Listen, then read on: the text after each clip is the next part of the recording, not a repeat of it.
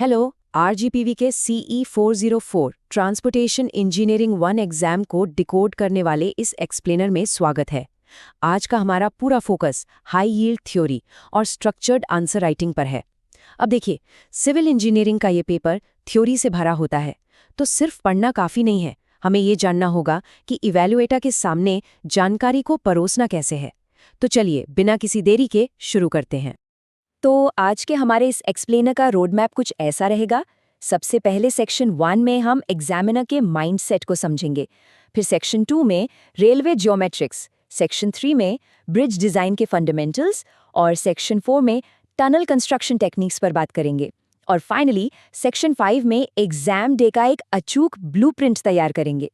Section 1, the examiner mindset, decoding the marking scheme. चलिए सबसे पहले यही समझते हैं कि कॉपी चेक करने वाले इवैल्यूएटर्स असल में ढूंढ क्या रहे होते हैं। ये बात बिल्कुल गांठ बांध लेने वाली है।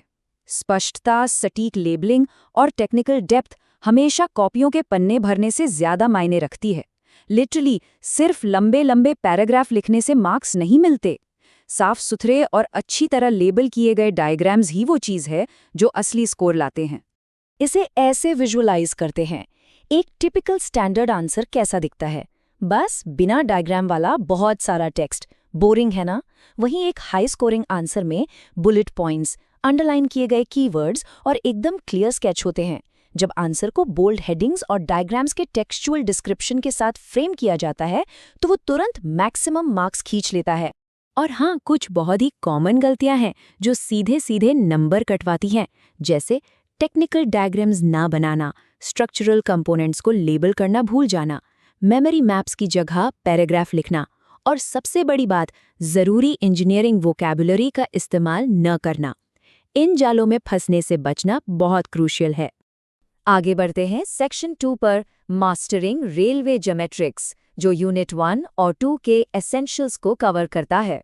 शॉर्ट आंसर सेक्शन में टॉप ग्रेड्स हासिल करने के लिए कुछ कोर डेफिनेशंस बिल्कुल फिंगरटिप्स पर होनी चाहिए, जैसे ट्रैक्टिव एफर्ट, मतलब लोकोमोटिव द्वारा लगाया गया खींचने वाला बल, और इक्विलिब्रियम कैंट, वो सटीक सुपर एलिवेशन जहां सेंट्रीफ्यूगल फोर्स पूरी तरह से बैलेंस हो जाता है।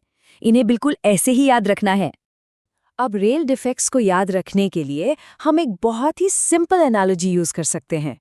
रेलवे क्रीप एक लॉन्गिट्यूडनल मूवमेंट है, बिल्कुल फर्श पर घिसटते हुए किसी कालीन की तरह। और रेलवेयर क्या है? वो सिर्फ फ्रिक्शन या घर्षण की वजह से रेल हेड का घिसना है। एग्जाम के प्रेशर में दोनों के बीच का कंफ्यूजन दूर करने के लिए ये ट्रिक एकदम परफेक्ट है। स्टेशन यार्ड्स के लेआउट का अंतर भी एकदम क्लियर होना चाहिए।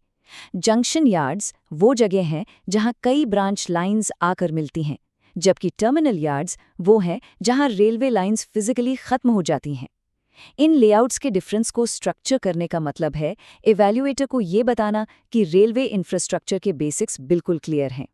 इसके अलावा ट्रैक के फिजिकल कंपोनेंट्स को डिटेल में समझाना हमेशा मार्क्स दिलाता है। अच्छे ब्लास्ट के फंक्शंस, स्लीपर्स के टाइप्स और फिश प्लेट्स जैसी फास्टनिंग्स, ये सब बहुत ज़रूरी हैं। और हाँ, व्हील कोनिंग के फायदों को स्पष्ट रूप से लिखना तो बिल्कुल मत भूलिएगा। ये एक श्योर शॉर्ट पॉइंट स्कोरर है। अब आते हैं सेक्शन 3 पर, ब्रिज डिज़ाइन फंडामेंटल्स, जो यूनिट 3 और 4 के हाइलाइट्स पर फोकस्ड है। ब्रिज इंजीनियरिंग की बात हो तो IRC लोडिंग क्लासिफिकेशंस सबसे इंपॉर्टेंट थ्योरेटिकल कॉन्सेप्ट है। ये वो मैंडेटरी स्टैंडर्ड है जो ये तय करता है कि किसी ब्रिज को किन स्पेसिफिक वहीक्यूलर लोड्स को सहने के लिए डिज़ाइन किया जाना चाहिए। इसे मिस करना तो अफोर्ड ही नहीं किया जा सकता। चूंकि इस पेपर में ड्राइंग बहुत वाइटल है, इसलिए सब स्ट्रक्चर और सुपर स्ट्रक्चर को अलग अलग समझना बहुत ज़रूरी है। पियर्स, अबटमेंट्स और वेल फाउंडेशन ये सब स्ट्रक्चर हैं, जबकि डेकिंग, गर्डर्स और ट्रसेस सुपर स्ट्रक्चर में आते हैं। आंसर शीट में इन्हें अलग से ड्रॉ करके और लेबल करके दिखाने से एक बहुत बड़ा एडवांटेज मिलता है।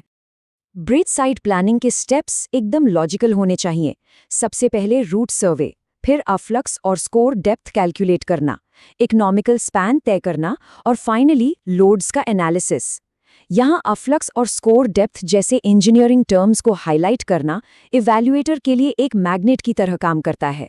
ब्रिज फेलियर के कारण और वेल फाउंडेशन सिंकिंग से जुड़े इश्यूज, ये एक ऐसा टॉपिक है जो फ्रीक्वेंटली पूछा जाता है। इस आंसर में कॉफरडैम का यूज और सिंकिंग के दौरान ली जाने वाली प्रिकॉशंस को डिटेल में एक्सप्लेन करना होता है। ये सीधे सीधे ज्यादा मार्क्स सिक्योर करने का तरीका है। चलिए अब एक्सप्लोर करते हैं सेक्शन 4 टनल कंस्ट्रक्शन टेक्निक्स, जो कि यूनिट 5 का ब्रेकडाउन है। टनल शेप्स एक बहुत ही हाई वैल्यू टॉपिक है। डी शेप्स सबवेज के लिए बेस्ट है, सर्कुलर शेप भारी वाटर प्रेशर सहने के लिए होता है और हॉर्सशू शेप हाईवेज के लिए स्टैंडर्ड है। इन शेप्स के क्लियर स्केच बनाना और उन्हें लेबल करने के शॉर्टकट्स पता होना बहुत जरूरी है।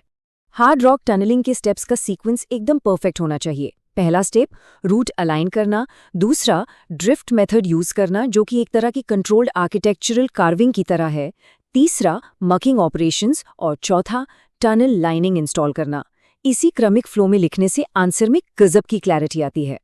टनल कंस्ट्रक्शन में वेंटिलेशन और सेफ्टी को कभी अंडर एस्टिमेट नहीं करना चाहिए। लगातार हवा का सर्कुलेशन, ड्रेनेज और एक्सकवेशन के दौरान प्रेशर रिलीफ फिनोमिनन को मैनेज करना एकदम अनिवार्य है। सिविल इंजीनियरिंग में हैजर्ड मिटिगेशन की समझ होना एग्जामिनर्स को बहुत इंप्रेस करता है।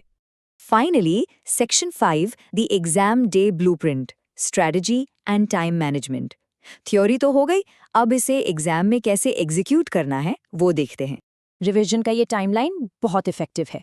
पहले घंटे में यूनिट 1 और 2 के बेसिक्स, दूसरे घंटे में ब्रिज लोडिंग, तीसरे घंटे में टनल का रिवीजन और चौथा घंटा वो प्योरली सिर्फ स्केचेस और मेमोरी मैप्स ड्रॉ करने की प्रैक्टिस के लिए है। इस तरह से पांचों यूनिट्स बिना किसी हड़बड़ी के कवर हो जाती हैं। एग्जाम हॉल में टाइम मैनेजमेंट ही असली गेम चेंजर है। लॉन्ग थ्योरी आंसर्स के लिए स्ट्रिक्टली 15 मिनट फिक्स कर लें। पैराग्राफ्स की जगह बुलेट पॉइंट्स यूज करें, स्केच सबसे पहले बनाएं और टेक्निकल वोकैबुलरी को तुरंत अंडरलाइन करें। इस तरह से टाइम भी बचता है और कोई भी क्वेश्चन छूटता नहीं है। तो इस एक्सप्लेनेर को खत्म करने से पहले एक सवाल, जब कोई एग्जामिनर आंसर बुकलेट खोलता है तो क्या क्लियर हेडिंग्स, अंडरलाइन किए गए कीवर्ड्स और अच्छी तरह लेबल किए गए डायग्राम्स सचमुच मैक्सिमम मार्क्स की गारंटी देते हैं? बिल्कुल। इस बात को दिमाग में रखकर तैयारी करने से एक नॉर्मल स्टडी सेशन भी हाई स्कोरिंग प्रिपरेशन में बदल जाता है। तैयारी के लिए बहुत बहुत शुभकामनाएं।